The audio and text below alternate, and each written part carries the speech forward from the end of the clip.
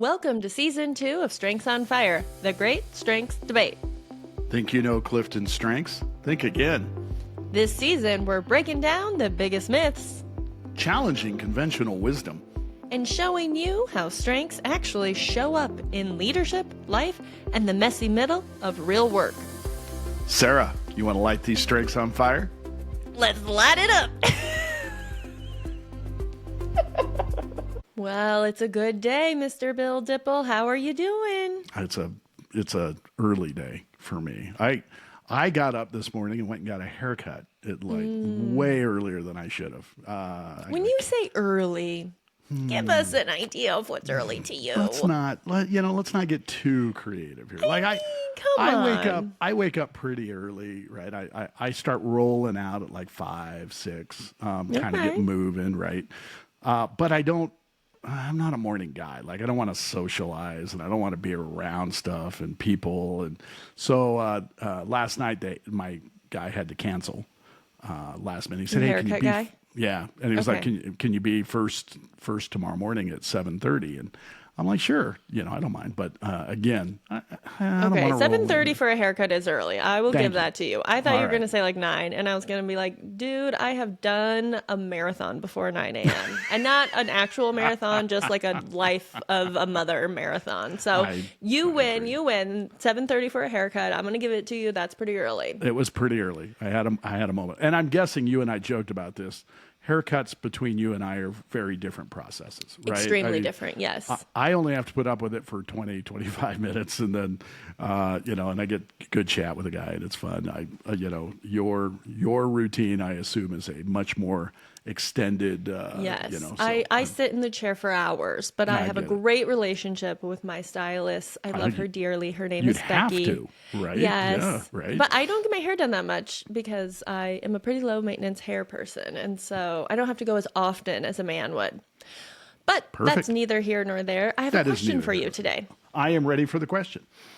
What do you think is one of the most underrated skills that helps a team thrive? Underrated skills. 2 things pop directly into my mind, and they are either communication or, and I want to use a Gallup term here, harmony. Okay. Say more. And I say that because for me, when I'm working with and coaching some teams, the first one, communication, tends to fall down because even in small teams, we get some silos. We get some people that do not want to talk about, hey, my feelings got hurt, or I didn't, I don't need to step up because that's your job. And I would say expectations and maybe some of the job requirements haven't been accurately communicated by the management and the boss, and they aren't using some of the tools to make that happen. So I think that gets missing from some of the groups that I'm working with. And then the harmony end of it, I think, is the backside of that.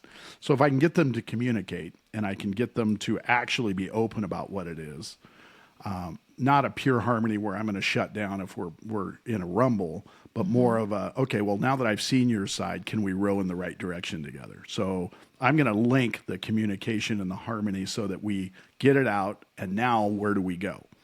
That would be my link to that. How about you? What do you think from a team dynamic might be missing? I think it's oftentimes friendship, and maybe, dare I go as far to say, love. I think there's a lot of rhetoric out there that you shouldn't be friends with people that you work with, and that you should keep work and home separate. And, just like you don't want to mix the waters because, what if one day you have to manage that person? And I think on some of the best teams that I've worked with and been a part of, true friendship is often at the core of it, of getting to know people on a personal and professional level. And I think it can actually make hard conversations easier. I don't think that you have to be best friends with everyone that you work with, but I think having your person, your confidant, your go-to person that you feel safe with to say, today is a really hard day, or I got this email and I don't know how to respond to it, or I just kicked ass in that meeting and I want to celebrate it. Having someone that you feel that friendship with, I think is really important. I think it is. And I think the love piece of it, I think when you have a manager or a leader who truly loves the people on their team. Now, that doesn't mean they love every aspect of them. That's not like romantic love, but like truly cares, has heart. I think that's what inspires hope. That's what Gallup tells us people want right now. And I think if you're just like, I'm clocking in, I'm doing the work, you're here to grind it out, I don't think that's inspiring. I don't think it breeds loyalty. I think it makes it transactional. And I think that's what people want to leave. And I think when people want to stay and they love their team, it's because there's love and friendship built from within. Yeah. I am struck often about how often our answers as being Gallup coaches are different, but actually have a vein in the same sort of way that, I'm trying to get people together and you're trying to get people together. I'm trying to get managers to get the best out of them by understanding, hey, maybe I didn't communicate clearly and I need to be the person that steps up and jumps to that next level so that you understand what it is. And then where are we going to take the boat from there? Because we've just made a new plateau, and yours is about, I need to have that friend. I need to have a confidant, somebody I can talk to and be really honest about. And we all know Gallup research tells us, as part of the Q12, do you have a best friend at work? Right. Stop. And if you don't, let's stop the Q12 here. Let's not get much further up the roster. Because that is an important dynamic around work. So, again, I think I always find it interesting. You and I, as coaches, I think we have the vein, but and I think part of the reason we do this podcast is we are different in how generationally and gender based, but we still have that same message. We're still there talking about that same thing. And I love that. I love that for the listeners that they get the dynamic of the difference, but we're still probably promoting the same message. Absolutely. And today we have a really exciting message because today we get to talk about what is the biggest mistake companies make after introducing CliftonStrengths. So as consultants, we often go into organizations, we work with teams, we work with companies, we often use CliftonStrengths as our tool, and we are really lucky to have an internal coach with us today. So we have Jon Sexton from Vibrant Credit Union. They have a thriving CliftonStrengths program, and Jon also works with other companies. And so he is, the go-to expert on what this looks like to build CliftonStrengths within a company. And I'm sure from that also knows some of the pitfalls that maybe companies get into. So Jon, welcome to Strengths on Fire. Thanks so much, Sarah. That's quite the intro. And let's be real clear. When we set the bar a little lower, we can all jump over. And you set it really high for me. I have faith in you. I'm being playful. But I use that as a realistic glimpse for those companies and those organizations that are thinking, man, we need to start this. But how do we make it perfect? And how do we have all of the things happen right away? And I'd say that's probably one of the things where people trip up most is they're going for perfection right out of the gate. And it's not so much perfection. It's do a little bit at a time and then scale that up. Just continue to tinker and experiment. And I see a lot of organizations come out of the gate real fast and strong and then peter out pretty quick too. Wow, great message.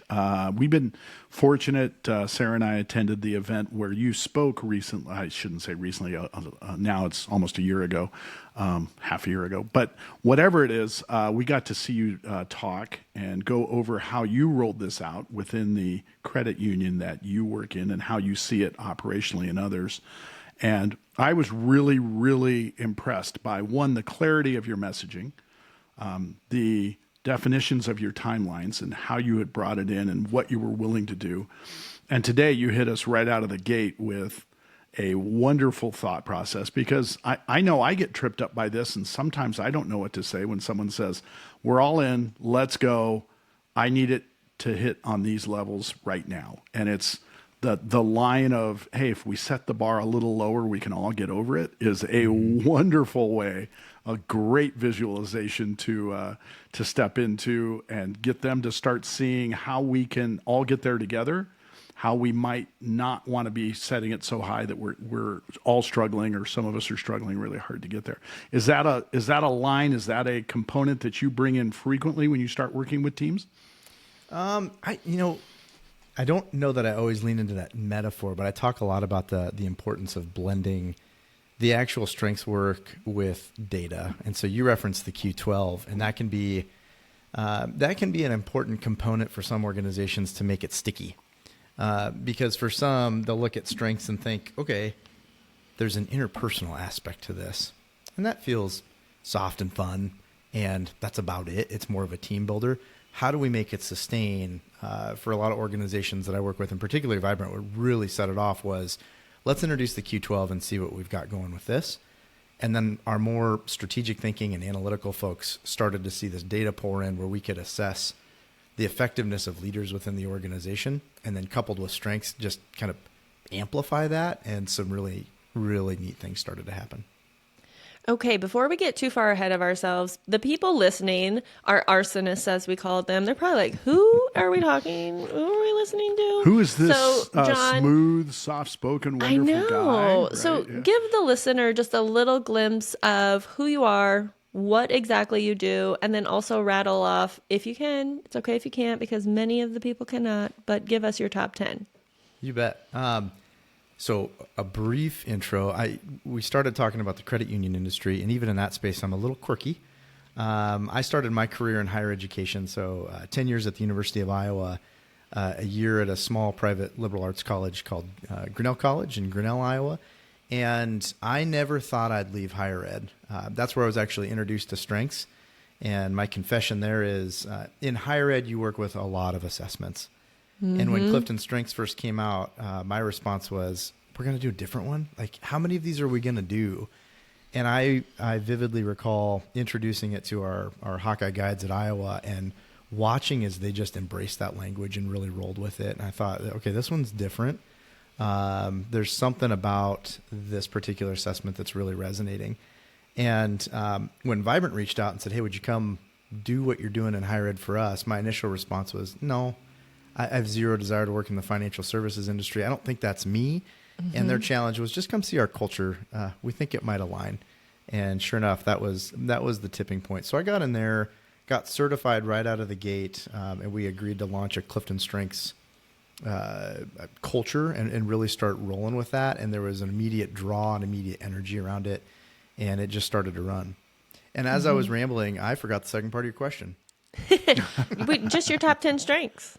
You bet. Includer, positivity, woo, communication, strategic, arranger, achiever, self-assurance, maximizer, and one more. Activator. Perfect. Excellent. So you're coming at us with 5 influencing themes, 2 relationship building, 2 executing, and 1 strategic thinking. So you are leading with that influencing domain, which I feel like has to be a huge part of the work that you did both at the university and now at the credit union. And I would be remiss if I didn't say, are you a Hawkeye? Like, do you still carry that? Because yeah, hey, go Hawks. Go Big Red. You know, I can't move past it without saying gross. You know what's fun is whenever we get into these, I just say go Big Ten, which it's kind of hard to say that now because it's growing so quickly. Right. But when I was working in orientation at Iowa, one of the coolest things is we would go to all of the different institutions, one each year, and kind of talk about what they were doing at those schools. And I still vividly recall visiting Nebraska. We went over to the football field. We learned about some of the concussion program that they were working on there as they thought about ways to make the game as safe as possible. And also folding that into, I think the coolest thing I heard about at Nebraska was that you could sign up to eat in the football cafeteria and you could reserve a time. And I thought, well, how fun is that for student fans that are really into the game? And if you don't love football, well, sorry. Yeah. Well, yeah, who cares? And the coolest thing in Nebraska for me was always Sarah. So there you go. I had that. And but I have the CliftonStrengths Institute too. Is that the name? Right. Yeah. Right. Yep. The CliftonStrengths Institute and the College of Business there. Which yeah. is That's awesome. where because I come from higher ed too. We have so much in common coming from that and being exposed to CliftonStrengths there. So you were in higher ed working CliftonStrengths, using it with students, seeing its success. You get poached by the credit union and they say, had they started it when they asked you to come over, or were they saying, we just want to start it and we want you to be the leader of that? I'd known our CEO for some time, and when I first started, he said, hey, before you even start, would you come and sit down with the leadership team and kind of do an intro? He wanted to do a blend of CliftonStrengths and the Myers-Briggs, and we kind of talked through the why, and he said, I want to do the full 34 on strengths so people know what they're good at and what they're bad at and how we can fix it. And I said, well, I don't know if that's it, but we can take a little bit of that approach, and I'm probably going to spin it a different way. And we did. And I remember a very specific example from that. There was one executive who harmony was number one, and this leadership team celebrated a culture of very intense debate. You would get into it, and you'd ruffle feathers at times, but you'd come. The joke was you'd come out hugging it out. But you needed to have the ability to be real. And for this one lead with harmony, she said, I'm sorry. I really struggle with that. And it's hard for me to really engage, and I'm going to be better about being more aggressive. And I challenged it. I said, I don't know if you need to apologize. It's not bad to try to find your voice when you feel strongly about something. But if every voice is the loudest in the room and the debate never stops, how do we find that common ground? And that's what you bring. And she came into my office the next day and said, I've been thinking about that all night. Like just the way that was reframed. And I think that's the magic of CliftonStrengths, is when you think of the positive aspects of all of these things as opposed to what's wrong with them.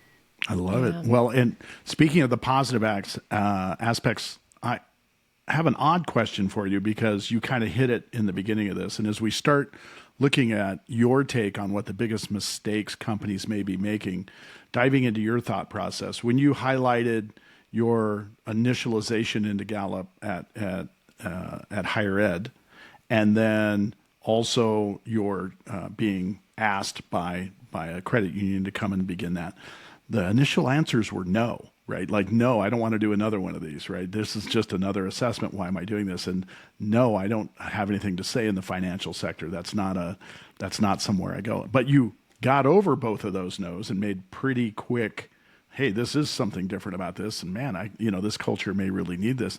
I'm curious from your point of view, as we start thinking of companies and how you approach it, what strength does it play for you when you start with no but end with yes? Or what is it that gets you to the yes and gets that positivity for you in that time? Man, it's always a game. It's woo time. And I don't even think of it as woo. I joke sometimes now, talking today about woo. I remember reading in literature class about the concept of charm, and I thought, I don't like that term. That's a weird term. And I frequently think of woo as charm. How do I get you? And here's how I genuinely think about it. Take all that language away, and it's, how do I get you excited about what I'm excited about? And that's a game to me. It's fun. And wherever I'm working, when I'm really passionate about something, we've got a guy at Vibrant that talks about the idea that whenever I talk to somebody that says they don't like sales, I reinforce for them all the time. You're selling all the time. You just don't call it that. And he's like, Jon, you sell strengths because you're passionate about it. When you start with passion, people get excited about what you're excited about because you're speaking authentically and genuinely. And I think that's where any space where once I experienced it and really bought in, it pretty quick for me to say, you should try this. And here's all of the reasons why. That's a wonderful way to state it. Thanks for getting us to that next. Again, Woo and I, we have it in that same spot. I think mine's 4 actually, but it's fascinating to hear you say it that way, and that Woo is the one that you think is pulling you into that ability. Sarah, you have Woo number 2, right? So does that resonate with you too? Do you feel that as a answer to the question? You want me to answer the question? Yeah. You agree that it's Woo and that's what's happening, that to get to the next level? I would agree with me. I think that's probably pretty fair with me as well, that it is a process, a game, and I got to figure it out. Again, we've had some brilliant people on the show say the first part of Woo is winning, and we want to win. So for me, I'd say that resonates really well. I'm curious from a number 2 Woo. Agree? Well, I don't like to get hung up on the numbers, but I know you don't. I will really say I think woo is a lot smarter than people give it credit for. I think when people first take the assessment or they're introduced to this and they hear woo, first of all, it's the only one that's an acronym and it sounds like woo, and so it's this winning others over. And I think it can get this really vapid, charming, sort of like you were saying, John, like it can get this appearance of just like, oh my God, hi, but really surface level. And I think most of the woos that I know, and when I work with people who have woo, it's a lot smarter than that. Because to truly win and win someone over and to have it help you influence people, right? Because it's influencing themes are a lot about energy and it's bringing the energy. It has to be smarter than just, oh my God, hello. It has to be listening. And I think depending on your other strengths surrounding your woo, the way you'll do that is different. So my woo is surrounded by a lot of relationship building themes, right? And so I think I have a really good intuition. I think I can walk in a room and read it. And I think I can go, okay, here's what we need. Here's how much energy I need to bring. Here's somebody who's not engaged. Now I'm got my eye on them and I want to look at them. And so I think it is a really good way to get a pulse on what's happening. And then how can you meet or exceed that depending on what the situation is asking for you? And very well said. I love it. So you got three woos talking about how we use it in slightly different ways. And how, John, thanks for highlighting the great way that you see it and the power it brings when you're having those interactions with those groups. But it's so funny. My spouse will sometimes say, if a reservation doesn't go through or we get a fee on something, like, John, you're going to go talk to them, right? I'm not talking to them. And I kind of grin like, why? Because you'll get out of it. You'll get what we need. The fee will go away. And she's like, I don't get it. I don't understand how you do it. And to me, this is a Midwest thing, but I just think it's super Midwest nice. I don't think of it as even trying. I'm just going to really genuinely ask, like, hey, I made a mistake. I'm so sorry. We meant to do this. Here's what's going on. I was curious to see if you could help me. All the while treating that person like they're the most important person in the room. To me, that's just how you operate. But I get that's not how everybody operates. And I think out of that genuine warmth and niceness and sometimes playfulness, you just kind of tweak it a little bit. And then you get different outcomes in those situations than I think what most people expect. Yeah. Yeah. So, go ahead, sir. Well, I was going to say, so knowing that you have this woo, you go to the credit union to start this CliftonStrengths program. What does it look like in the beginning?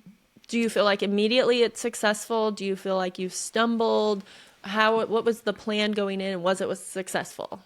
It happened in phases. So the most paramount aspect, I think, of all of this and where we're at today is our CEO asked me, what is your thought on this? So immediately I've got buy-in at the top level. There's interest in moving on this.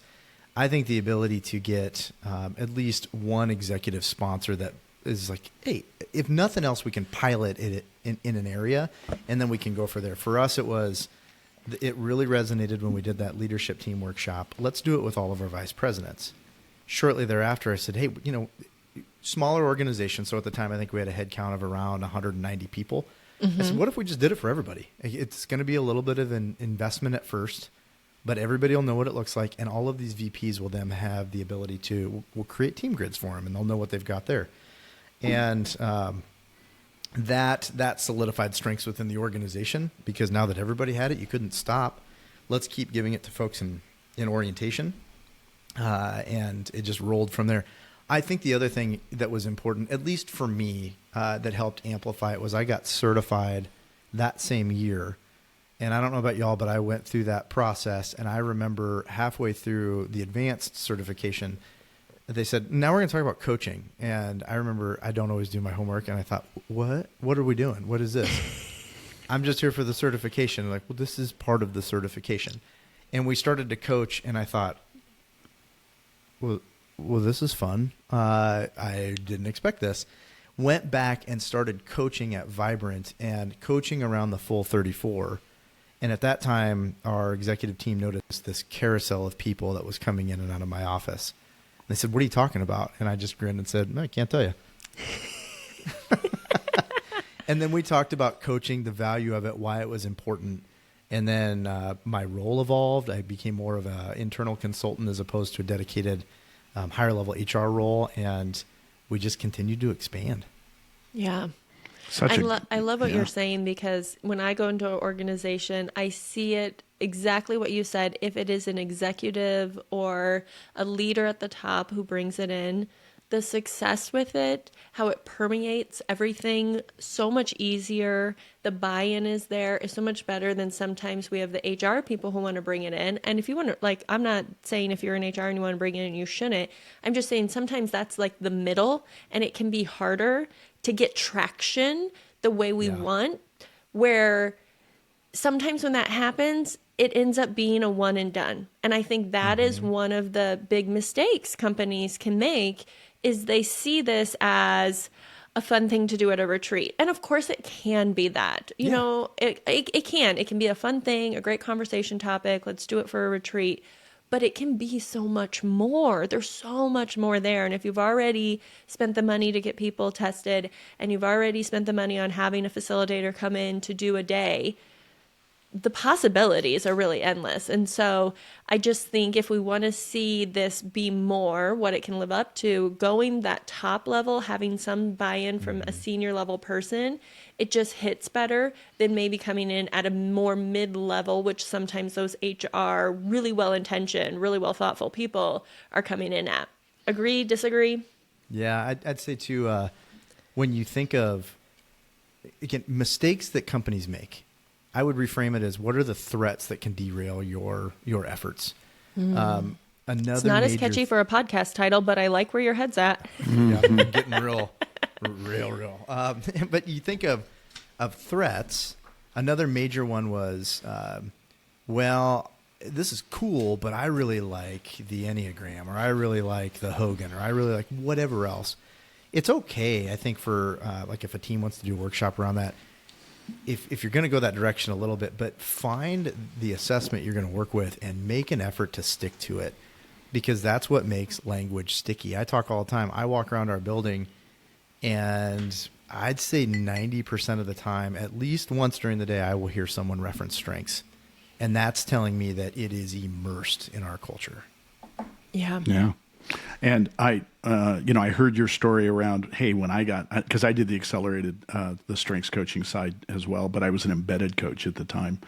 And I was clamoring for the information on coaching. I really wanted to know more about it when I got there, because I was kind of feeling the other side of it. I thought, man, I can do this, facilitate for the group, make it happen, but I really need the tools and the knowledge for the individual stuff, for the people that are reaching out to me and saying, I need some one-on-one to understand how I manage with this, or how I become a coach myself and step into more of a role that allows me to be bigger within the company. So it's funny, we were both embedded at that time. We were like, I was really looking for, I needed some one-on-one time. I wanted to make sure I had that. And to that measure, when I was embedded, I think the first company I was embedded with showed me kind of what my answer to the biggest mistake many of the companies I see is, and it's a little bit similar to yours, but in a different way. You're saying, let's set the bar a little lower. Let's all get over it. And also the variety of possible assessments you might take. Sarah and I have brought that up on a couple of different shows, where that's the thing that drives us nuts is I'm happy to work with anything you are doing. I'm clearly going to lead us back to Gallup because I understand it and know it very, very well. But for me, whatever's making a difference for you, let's implement, but let's stay with it. I think those are all really important. On my side of it, working with the initial team I was with, and then some of the companies I see now, the mistake I see is looking too far forward. It's not necessarily that they want it to be perfect, but now they're thinking, oh, well, we could use this for this. Now let's do this. And we could go this far for this. And it's great to have that ability to have a playbook and lay it out. But in doing that, so often they're missing the easy, obvious stuff right in front of them. Yeah. And I frequently have to reel them in to say, let's talk about exactly what we're doing today and right now. And let's break down what's happening in the room. because we have a group in the room that is talking about clear communication where that might not have happened, where I could lean in with another strength that other people will understand. And if we can build on that, all that other stuff's going to be really easy, really easier, right? It will have less rumble to get there. So don't forward cast so far. I know that we're a company that really thinks we have to be progressive and go, but this is really a system for me that when we're here, we need to be present. We really need to be paying attention to exactly what's happening. And it feels to me that you really brought that to Vibrant. Would that be fair?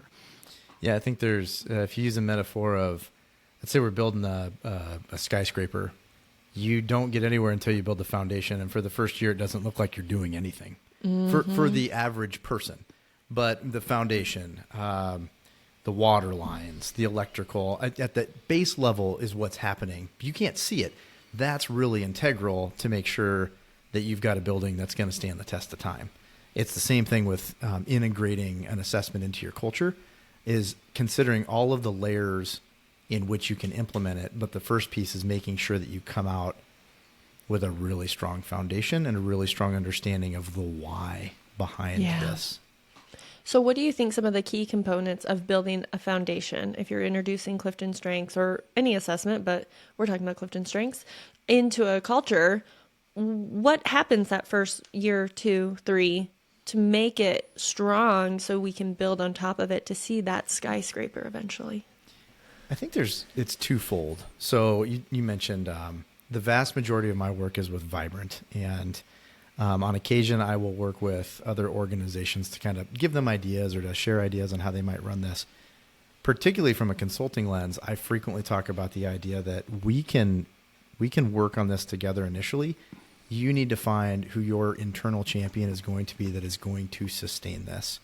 Or even imagine a smaller initiative where you just got a really passionate leader that wants to introduce this and sustain it for 30 people.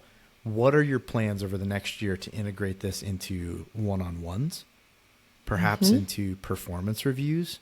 What are the visuals that you're going to create so people think about their strengths on a more regular basis? And how are you going to integrate it into your daily vernacular? That sounds really jargony on that last one, but how are you going to continue talking about this? Because that is what brings it to life. Yeah, I love that because it takes it from how do we describe ourselves? How do we help solve our problems and change our culture? Because I think that is the first level people see as just, oh, this is a fun way to learn about myself and maybe even learn about my teammates. But that isn't embedding something into your culture, right? That's just a cool tool, which is great. We all need cool tools.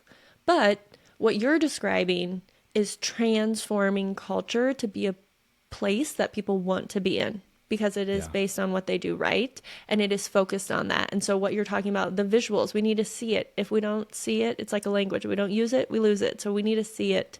We need to talk about in our one-on-ones, our performance reviews. We need to have those ambassadors or whatever you call them internally that are moving the needle, because a consultant's only going to come in and pepper that excitement and that energy when they're there. But when they leave, who is carrying the mission? I think that's really important. Yeah, I think too. Now this, I don't know if there's a right way. You got to kind of figure out what it looks like within your culture, but what are your measurables with this? That is, I think, another piece that was integral for keeping strengths alive in our organization was, I think it was 18 months in, we were working with a Gallup consultant and we said, hey, they introduced the Q12 and said, this could really help with a lot of things. And when we introduced the Q12, we were able to zero in on measurables for our leaders and their effectiveness. That wasn't just about how people feel. I think, Bill, you were talking about harmony at the very beginning. I think of it as chemistry. Chemistry doesn't just happen. You need good leadership there. The Q12 was a way for us to measure that. I see organizations and work with organizations that'll say, hey, we use this other assessment for engagement. And that's fine, but how are you making sure that you're interweaving those things? The nice thing about the Q12 is there's that automatic interweaving, if you will. You think of Q3.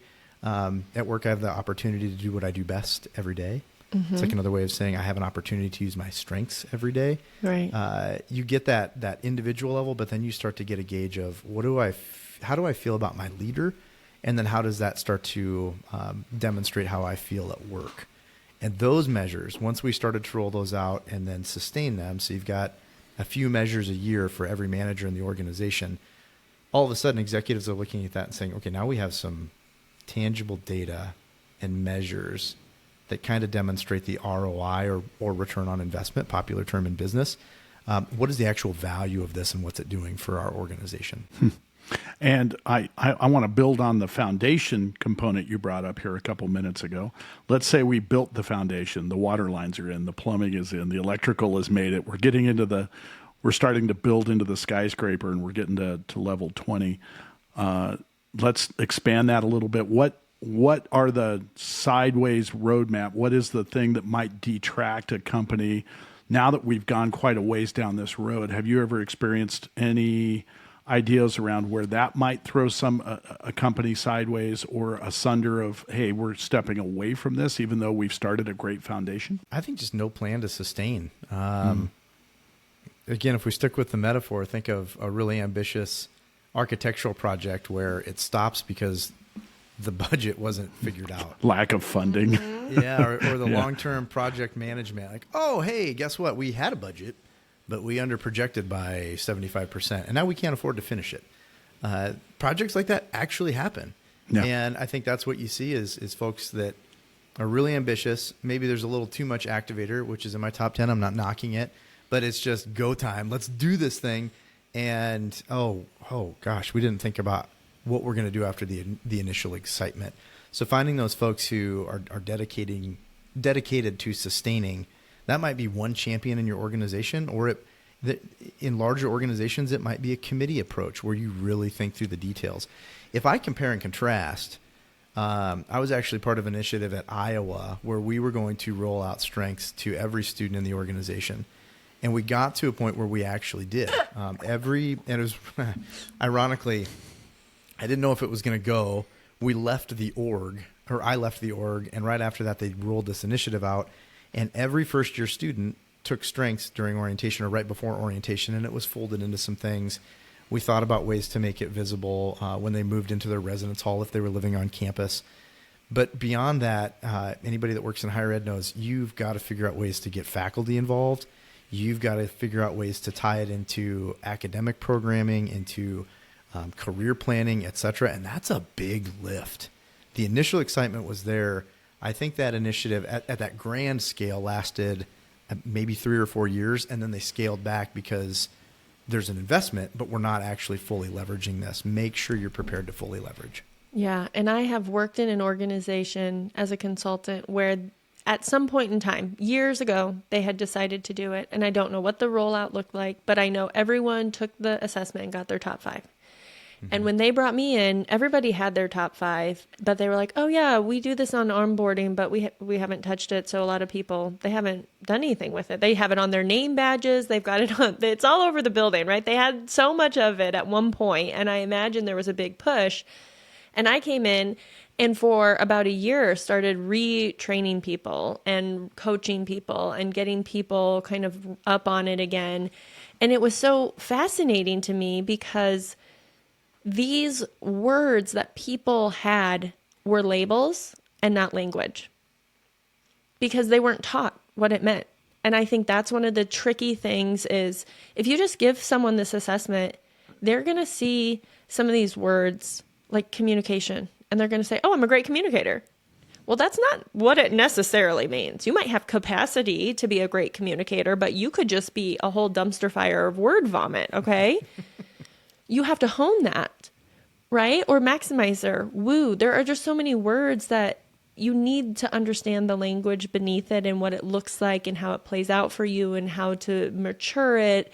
And I think it almost can be dangerous to just throw people the assessment and give them no training or education around it and put these labels on their name badges that they're now going to be associated with from everybody at the organization. That's not really helping people.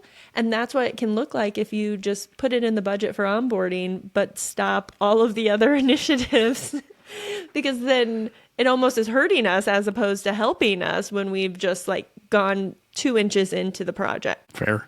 And John, I would also I would want to ask you. You brought up a couple of times you got to have a champion inside, and Sarah brought up the term ambassador. We use that as well for several of the clients we work with. Stepping in and having the ability for some of the people inside the organization to have a leg up on the knowledge and the ability to keep pushing the agenda when the coaching can't be there. I'm curious from your point of view, what do your ambassadors or your champions, what are you empowering them to do? What is their level of activation and how are they pushing versus you coming in and being the person that's really pushing the rock up the hill? So, Bill, you talked about your excitement for individual coaching, and I joked that I didn't know that was going to be part of it. That's another component that I think really helped solidify things within our org was once we really got into strengths, we started a dedicated quarterly coaching program where every executive, vice president, and manager would meet with me for an hour. Twice a year, that was about their Q12 results and what they were going to do with it. And the other 2 times was either a dedicated focus on their strengths or the strengths of their team. And as we continued those conversations, it delved into that individual understanding of what do my strengths mean and how do I understand that within the context of what it means for my team. And that was really interesting because kind of what Sarah just drilled in on this concept of what does your strength really mean? And also how is that shaded by your other talents? Mm-hmm. And how does it manifest specifically for you? Now, also recognize if I'm coaching myself, like, John, you need to talk to people a lot. You're going to want to wander all over the building, but someone else may need to really they may need to really drill into what they're doing. Maybe they've got focus and discipline, and they don't want you in that office talking the whole time. How do I figure out as a manager how to cater my leadership style to make sure that I'm not draining my people's battery, but actually filling it? Mm-hmm. And that's an important component where the coaching helped amplify understanding. Real quick, I'll also talk about, maybe somebody's listening to this and they heard me talk about this idea that, well, now we've got metrics on leaders in the Q12. Well, we don't necessarily want to do that because we don't want it to be perceived as negative. What I would say is the way we use that data is never has someone had a bad Q12 result, which again is about employee engagement, and immediately you say, like, you can't be a leader. But if you run 2 years and you're consistently having really poor engagement results, you start to have a healthy conversation on what is it that you like about leadership? Do you want to lead people? Do you like facilitating one-on-ones? Well, I don't do one-on-ones because it's a waste of my time. I need to get stuff done. I think one of the hardest things for any leader is to go from that shift of I'm individually doing the work to I'm helping others do it. And that intangible is reflected in that data. And most folks you can coach and kind of get to a better place in that regard. But when it's sustained poor performance on those numbers, it turns into a healthy conversation of, do you want to lead people or do you want to lead initiatives? Because there's opportunities in both directions and both offer opportunities for long-term growth. Yeah. And I think it's great that you're in an organization that can recognize that, because I think sometimes organizations can get stuck in the hierarchy of it all, of like, to be a manager, you have to be a people leader. And I think that this can help break that mold a little bit to say you can advance in your career and not be someone who is leading people, but leading initiatives, because some people are just not as talented and driven and energized by leading other people. Mm-hmm. Right? That is not just, hey, you're a really good engineer. Now you're an engineering manager. Good luck. It was so interesting. I told this story at the conference that you referenced, Bill. The coolest thing, and I'll say her name because I've talked about her since 2019 when we presented this at Gallup. We've got a manager named Claire Roth. And more so than identifying issues and trying to coach up, you identify your amplifiers, the people who are naturally able to maximize the energy or the ability of the people around them. And that data really started to tell a story. Claire is someone who started as a fairly green manager. We dropped her in with a small team right around the time that we had launched the Q12. And we watched as these numbers went up over a quarter point as soon as you introduced Claire to that team. We moved her a few more times to larger and larger teams, and every time, what happened, as soon as there was a Q12 where she was on site, that data would increase significantly. And it's like the coolest thing ever, and we're able to praise it. Recently, Claire, yet again, just went to a different team. We have an internal recognition reward that's kind of playful and vibrant like we are, and it goes around. In fact, I just gave her this award this morning and showed her nomination. It was from a team member who had said, this is a really new area for Claire, but she is bringing so much warmth and interest and is just so dedicated to knowing what I do and what my teammates do that you could look at that and think, man, I don't know if this is going to be good, but we know she cares. Yeah. We know she cares. And that is a real life antidote. That's not the right word I'm trying to say. Example was the example. We'll say Let's example. go with example. I like it. Of the Gallup research that says 70% of a team's engagement comes from the manager. Mm-hmm. And what you're describing is that example of somebody doing that the manager is the multiplier of the success.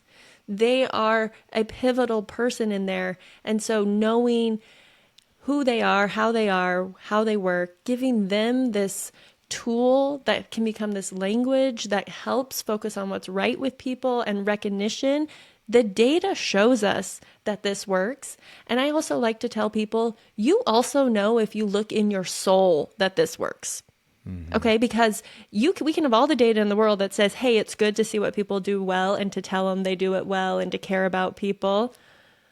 But what really matters is look inside yourself. Of course, that's what works. Of course it is. We are human beings. We are not robots yet. We need love and affection and attention and words of praise and recognition for the things that we do well. And that's what a good manager can bring, is that listening ear, that understanding, that seeing people for who they are and helping them leverage up. And so I just love that you're in an organization that gets to go all in on that. Mm-hmm. Here's a question I have for you, Jon. You've given us a lot of good examples of what Vibrant does and things that you do when you work with teams. If someone is listening and they work for a company and they're like, you know what, we have been wanting to do strengths, or maybe we started it, but what are some of those key ideas or key takeaways that companies could implement, something we haven't mentioned already, that could really help them use this assessment to leverage their culture for the better? Great question. Yeah, and as soon as you started saying that, something came to mind, and it's reimagine the introductory workshop. Ooh. How frequently do companies want to do that for a specific team, for a team building initiative? Again, not discounting it. That's important. That's good. If you want to launch an initiative in your organization, how do you do this with a team of managers? And frame that workshop around how are you going to build this into your team culture? Not just this standalone workshop, but what is our focus on understanding how you're going to introduce this and sustain it within your team environment? The whole concept of the impact of the manager. How can we help you amplify your influence, to amplify your effectiveness, and to make your team feel seen, valued, and heard? Here you go. It's like a cheat code or a roadmap to really understand what's going to unlock the full talents and abilities of each of your people. I grew up, I'm going to throw it back here, in the original Nintendo Entertainment System, or NES era. And we got really geeked out when you had a cheat code that would give you extra lives, or that would open up maps that you couldn't see initially. That's what this is. It's a cheat code that helps you understand things and helps you start conversations with team members, and also perhaps to give you some intuitive knowledge of projects or initiatives where they are more likely to thrive. That's important. Put me in a position where I'm not allowed to talk to people and I need to run numbers all the day, and I'm not going to be in your org very long. Mm-hmm. Just like our very diligent, intentional, data-driven people, if I said, hey, you got to take my job for the next 3 weeks and you're going to talk and present all day, they might physically slap me. Not really, because that's not a good thing. But you're going to get a scowl. You're going to get folks thinking, why would you do that to me? And that goes back to this idea that when you know what really resonates, you can allow people to be amplified as opposed to dampened. Yeah. And that you might get slapped, right? You might get some physical eye rolling, and they might start instantly looking for another job. I got to do this, and I'm being asked to do this, and you may ask me in the future. And how often all of us coach around that concept of we've got to know what they are, and we have to know what motivates them and fuels them, so that we can now place them in the right positions for their own self-motivation and the motivation of what we want to get from a management point of view. Let's make them happier here, and so that they're happier at home, so they're happier coming to work, and let's keep that rotation and that cycle going. Sarah, I'm curious. I don't know how you would have phrased it. Do we have poll data on this one? I do not know. I didn't ask ahead of time. No, we don't. But I think you were asking. I was on vacation at the beginning of this week, so I did not get a LinkedIn poll up because I don't work on vacation. High five, everyone. And I love that you don't work on vacation. I'm backing it because I have no idea how you would have asked this one. That one would have been really tough. So, John, we're gonna move to the next part of this, which is a pretty common sequence of questions we ask our guests. We're going to throw you under the bus a little bit on this. So you've been bringing a lot of good information around how teams get engaged and how we can keep motivating our ambassadors to pushing and moving the rock, and how we can use Q12 for management. But you personally, when you're walking into work or even in your home life, when it is all working super well for you, when you're having a day, when you're in the flow and you absolutely are firing on all cylinders, we call that the firework moment on this show. So when you're in your firework moment, what does that look like for you, and what themes might be at play then? Contagious energy. And I think when I'm excited, everybody knows it because I'm usually running around the building. Again, we've got a fun, playful culture. I might be on a scooter. I might be just randomly popping up in your workspace and asking how you're doing today, and talking about some excitement around something that's going on, or get pumped because we're about to roll out this new series.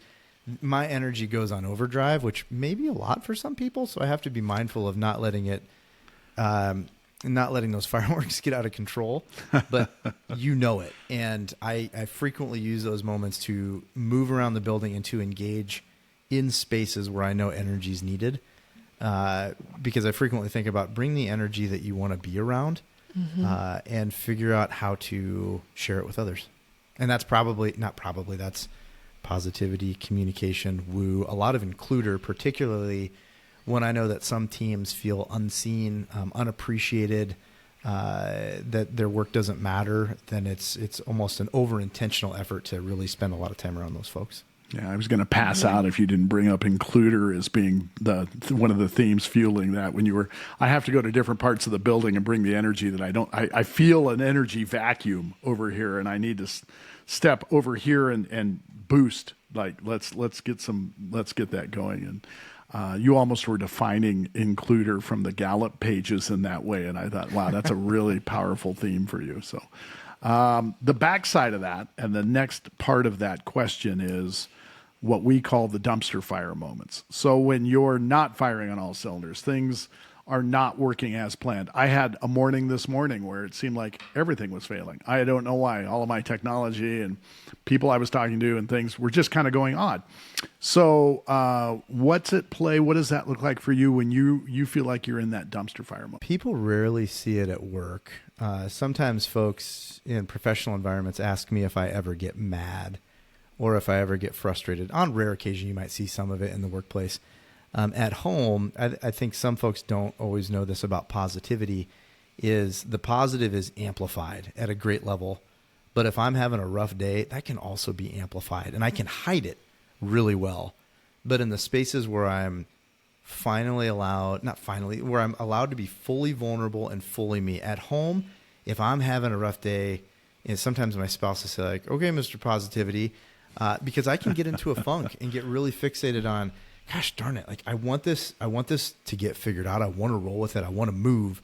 And I'm running into all these obstacles and I don't like it, or I missed something, and I'll beat myself up on the home front because I didn't catch that there was a kiddo performance and I don't have it on the calendar.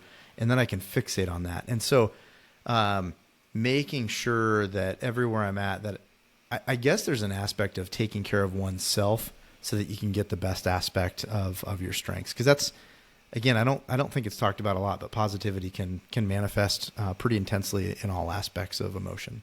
Wow. We've talked about this before on the show because I have positivity number one. And I often will tell people it's a relationship building theme, which means it's activated when you're with people and the people in your house don't always activate it. That, because it just doesn't, the way that these things show up in our house can look a lot different, and how it really can, when you are sort of alone or allowed to be, you're still human. And so I just resonate with you because I feel like when I go out in public and I'm at work, like, yes, I see the good in everything. But at home, I can be just sad, lonely, depressed, anxious, worried. All of those emotions can just hit me like a brick wall sometimes at the house. Yeah. And fascinating, you're looking at positivity as an amplifier in both directions. Like positivity is fairly high for me. It's 13. It's not in my top 10, but it's around. And I like Sarah with you, I really resonate with the idea that can amplify what I'm doing. This morning, I had like 20 missteps, just little things. Somebody drove really slow through an intersection that I was trying to get to that early haircut for this morning that I joked about. And they're from another state, and they just drove really slow. They're clearly lost. And because of that, I missed a light. And I thought I was going to be, and my positivity just amplifies that. I'm like, well, thank you very much for driving at 5 miles an hour down a 30 mile an hour street. I mean, really. And I had 2 minutes to sit there and make that, and I tried to take my cell phone off of the holder in my car, and it spun and wouldn't release it. And I was like, why is today this way? And it's funny, as you say it, I was trying to think of which way it is for me. I honestly think a charge of that is positivity. I don't have the positivity already handled and working there, and I can't lean into it, and I don't know that I can up it. So thank you for that view. I really, really appreciate the way you brought that up. Yeah. All right. Well, with that, Jon, we have taken a ton of your time today. We've taken an hour out of your ability to go out and do really good things and bring some positive energy to some teams that probably need you out there. So meander through where you're working and go raise some energy. Hopefully we infused you with some extra energy today. I love it. Yeah, this has been great. Thanks so much for the invitation. It's been fun chatting with you all. Thanks for finally accepting it. I mean, all the times we asked, so That's so good. No, inside joke group. We asked Jon, and he thought he replied, and he hadn't. So then, of course, we all got lost in the mire. We thought he didn't want it. He thought we didn't care. It ended up being all of our positivities got a little trampled. So thoroughly enjoyed that Sarah and I were debating this in an elevator. I'm like, I wrote you back. You didn't respond, Sarah. Oh, No, I you was didn't, there. Jon. I'm like, I have the receipts. Let me show you. There's no response here, Jon. Everybody Do you brought out just hate me. You don't phones. want to be There on our was podcast. Oh, yeah. It was good. It was good.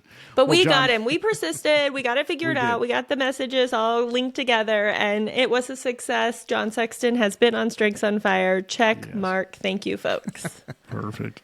Well, Jon, again, thank you very much for coming today. Thank you for the really good wisdom around how you do what you do, why Vibrant is really successful at where it stands, and how you made that transition from higher ed to moving to an outside entity where the no's can turn to yeses for you. The brilliant firework and dumpster fire moments, and actually doing a really good job of hitting on the foundational work that needs to happen for companies, and then what might derail them even as they get a little bigger, and what that might look like, so we can keep an eye on it as coaches. So thank you really, really from the bottom of our hearts for coming in and bringing a lot of heat today. Thanks for that.